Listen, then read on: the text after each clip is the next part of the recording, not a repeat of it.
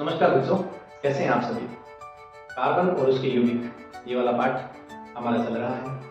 हम लोगों ने कार्बन के गुणधर्म पढ़ लिए, कार्बन इतने यौगिक क्यों बनाता है यह भी पढ़ लिए, कार्बन के अपरूप क्या होते हैं, हीरे ग्रेफाइट में तुलना हमने पढ़ ली।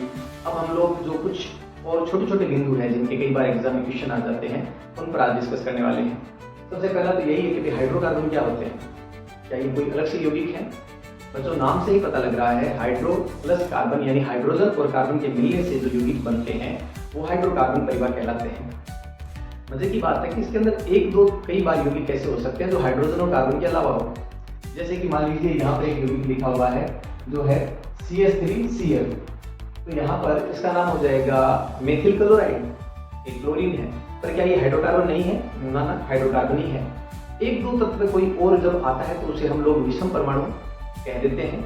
कई जगह ये विषम परमाणु इतने प्रभावी होते हैं कि उनके जुड़ने से पूरे यौगिक के गुणधर्म चेंज हो जाते हैं, तो उसे क्रियात्मक समूह कह देते हैं। मेरे प्यारे बच्चों, कार्बन और हाइड्रोजन की लंबी श्रृंखलाएं हाइड्रोकार्बन कहलाती है और उसके अंदर कार्बन और हाइड्रोजन के अलावा यदि कोई भी परमाणु है जैसे कि oxygen, chlorine, bromine, fluorine, iodine, nitrogen, ये सभी के सभी विषम परमाणु कहलाते हैं। कई बार इन्हें क्रियात्मक समूह भी कहा जाता है क्योंकि ये पूरे यौगिक के गुणधर्म को कंट्रोल करते हैं। ओके, कार्बन अधिकतम 4 बंध बना सकता है। अगर वो उस कार्बन के चारों और सभी 4 बंध एकल एकल बंध है, सिंगल सिंगल डंडे हैं, तो उसे हम कहते हैं संतृप्त यौगिक। और यदि 2 कार्बन के बीच में द्विबंध या त्रिबंध है तो इसे हम कहते हैं असंतृप्त यौगिक। संतृप्त यौगिक ज्यादा स्थायी होते हैं, असंतृप्त यौगिक कम स्थायी होते हैं, जल्दी अभिक्रिया करते हैं और वह असंतृप्त से संतृप्त बनने की कोशिश करते हैं। संतृप्त यौगिकों के नामकरण के पीछे एन प्रत्यय लगता है, जैसे कि alkane, methane, ethane, propane, butane, pentane. पिछला वीडियो जाके देख लीजिएगा। उनका सूत्र होता है CnH2n+2। जितने कार्बन होते हैं उससे दुगना करके 2 जोड़ दो, उतने हाइड्रोजन होते हैं। ये सभी संतृप्त हाइड्रोकार्बन कहलाते हैं। असंतृप्त क्या बोला है? जब द्विबंध या त्रिबंध होते हैं तो वो असंतृप्त यौगिक कहलाते हैं। डबल बॉन्ड वाले सभी कंपाउंड CnH2n का फॉर्मूला फॉलो करते हैं, यानी जिनमें भी डबल बॉन्ड है। एक एग्जांपल दे देता हूं मैं। मान लीजिए आपको एग्जाम में आता है कि प्रोपीन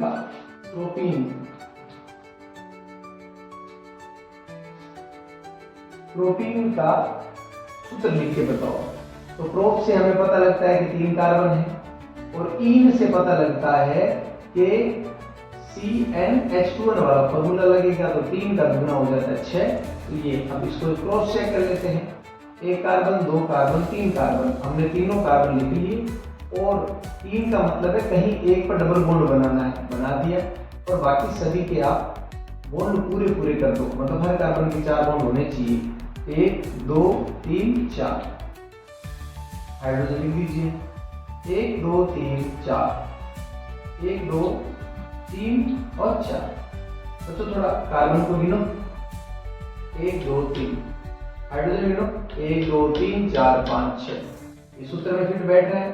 हर कार्बन के 4 डंडे हैं, 1 2 3 4, 1 2 3 4, 1 2 3 4, बस ठीक है। ये प्रोपीन का फॉर्मूला हो गया। प्रोपीन का संरचना सूत्र भी बन गया है और हमें नॉर्मल सूत्र भी पता लग गया। तो जितने भी डबल बॉन्ड वाले यौगिक है उनके अंदर इन प्रत्यय लगता है, जैसे कि ethene, propene, butene, pentene, hexene आदि आदि। आइन किन के पीछे लगेगा? आइन लगेगा जब ट्रिपल बॉन्ड हो, 3 बंध अगर आ जाए तो उसको उसके अंदर आइन प्रत्यय लगता है, जैसे कि एथाइन, प्रोपाइन, ब्यूटाइन। तो आइए एक आपको उसका भी बना के दिखा देता हूं मैं। हम ले लेते हैं ब्यूटाइन से। तो पहले मैं इसको मिटाता हूं, उसके बाद ब्यूटाइन पर आता हूं।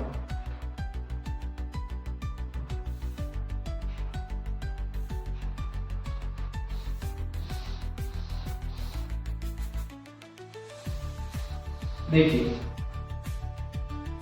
अगर हमें एग्जाम में ये कह दे कि ब्यूटाइन सूत्र और संरचना बनाए, ब्यूट से पता लग रहा है कि 4 कार्बन है और आइन का मतलब है कौन सा सूत्र लगेगा? जितने कार्बन है उससे दुगना हाइड्रोजन करके 2 घटाना है, यानी 4 का दुगना करो 8 और 8 में से 2 घटेंगे तो बन जाएंगे 6। तो C4 और H6 ये वाला फॉर्मूला बनेगा। अब आओ उसको क्रॉस चेक करते हैं। 1 कार्बन, 2 कार्बन, 3 कार्बन और 4 कार्बन। 4 कार्बन हो गए। आयन का मतलब है कहीं पर भी ट्रिपल बॉन्ड लगा दो। अगर वो लिखे खास करके जैसे 2 ब्यूटाइन, तो इसका मतलब है 1 और 2, इधर से चलो 1 और 2, तो ये 2 ब्यूटाइन बनेगी अपने आप ही। नहीं लिखा हुआ है तो आमतौर पे 1 ब्यूटाइन मान सकते हो। तो चलिए अब हम सारे के सारे हाइड्रोजन पूरे कर देते हैं। 1 2 3 4, 1 2 3 4, ये भी पूरा है। 1 2 3 4। तो इसी जहां जहां पर जगह आपको वैकेंट दिख रही है वहां पे हाइड्रोजन लिख दीजिए, बस ठीक है, बन गया। इस तरीके से हमारा ये ब्यूटाइन बन गया है, कार्बन 4 हाइड्रोजन 6। मैं आशा करता हूँ कि आपको समझ में आ गया होगा। चलिए मेरे प्यारे बच्चों, संतृप्त और असंतृप्त यौगिक किसे कहते हैं ये हमारे समझ में आ गया कि अगर कार्बन के अंदर सभी बंध एकल बंध है तो उसको संतृप्त कहेंगे, और अगर किसी भी यौगिक में द्विबंध और त्रिबंध है तो उसको हम लोग असंतृप्त यौगिक कहेंगे। अब अगला क्वेश्चन है, अगला है कि चक्रीय और अचक्रीय यौगिक क्या होते हैं। चलिए आइए चक्रीय यौगिक समझते हैं। देखो प्यारे बच्चों, कार्बन की एक बड़ी गंदी आदत है, वो क्या करता है कि बस चैन बना लेता है। रेल की पटरी की, रेल में जैसे इंजन अपने डब्बे जोड़ता है ना, वैसे जोड़ता चलता है। तो जहां भी कार्बन कार्बन दिखे जुड़ते जाएंगे, लंबी चैन बन जाएगी। कई बार जैसे मान लीजिए ये कार्बन है, ये कार्बन है, ये कार्बन है, ऐसे लंबी चैन बन जाएगी। कई बार ये दोनों कार्बन भी आपस में जुड़ जाते हैं और इस तरीके की कोई संरचना बना लेते हैं। तो जब भी कार्बन का यौगिक घूम करके आपस में एक चक्र बना लेता है तब उसे हम लोग चक्रीय यौगिक कहते हैं। देखो जैसे ये रहा, चक्रीय यौगिक बनाने के लिए कम से कम 3 कार्बन तो चाहिए। 2 का चक्र नहीं बनेगा, 3 कार्बन है तो बनेगा। तो भाई 3 कार्बन का चक्रीय यौगिक हो गया, 4 का हो गया है। आओ एक 5 कार्बन का भी चक्रीय यौगिक देख लेते हैं। आओ एक 6 कार्बन का भी देख लेते हैं। इस तरीके से 7 8 9 के भी होते हैं, पर मोटा मोटी हम ये मान लेते हैं कि यदि कोई हाइड्रोकार्बन यौगिक के जो किनारे वाले कार्बन हैं वे दोनों घूम करके आपस में ही बंध बना लें तो इस तरीके से एक चक्र बन जाता है, और उन यौगिकों को कहते हैं हम लोग चक्रीय हाइड्रोकार्बन। इनके नामकरण में देखो क्या ध्यान रखा जाता है, भाई ये 4 कार्बन की वजह से ये ब्यूटेन है, और क्योंकि ये चक्र है तो इसका नाम हो जाएगा क्या हो जाएगा, साइक्लोब्यूटेन।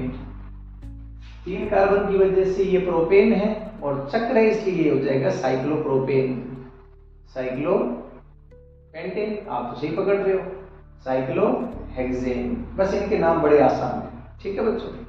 और अचक्रीय क्या थे जो हम कल से पढ़ ही रहे हैं, वो सब अचक्रीय है जो चक्र नहीं बनाए, जैसे कि CH3 CH2 CH3। कितने कार्बन है, 3 कार्बन है। प्रोपेन ये अचक्रीय है, तो ये अचक्रीय है, इसे ही हम लोग एलिफेटिक भी कह देते हैं। और चक्रीय यौगिकों के अंदर एक प्रकार होता है एरोमेटिक, तो अगले क्वेश्चन में उसको पढ़ते हैं। चलो पहले हम ये समझ लेते हैं, भाई ये अचक्रीय यौगिक है जिनके अंदर दोनों सिरे खुले होते हैं, किनारे के कार्बन स्वतंत्र होते हैं, वो अचक्रीय है। और चक्रीय हाइड्रोकार्बन में किनारे के ही कार्बन आपस में जुड़ करके एक चक्र बना लेते हैं।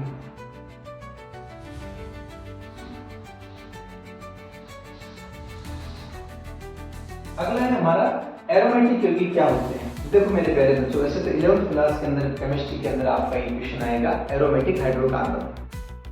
एक महान वैज्ञानिक थे जिनका नाम था E. हैकल साहब ने कुछ 3 या 4 रूल दिए थे कि कोई भी कंपाउंड एरोमेटिक कब होगा। पहली शर्त तो यही है कि वो साइकिल होना चाहिए, चक्रीय होना चाहिए। तो मैं आपके सामने 2 एग्जाम्पल देता हूँ, तुलना करके फिर समझाऊंगा आपको कि कौन चक्रीय है और कौन चक्रीय नहीं है। देखो बच्चों, ये सारा का सारा एकल बंध है जिसका नाम है साइक्लोहेक्सेन।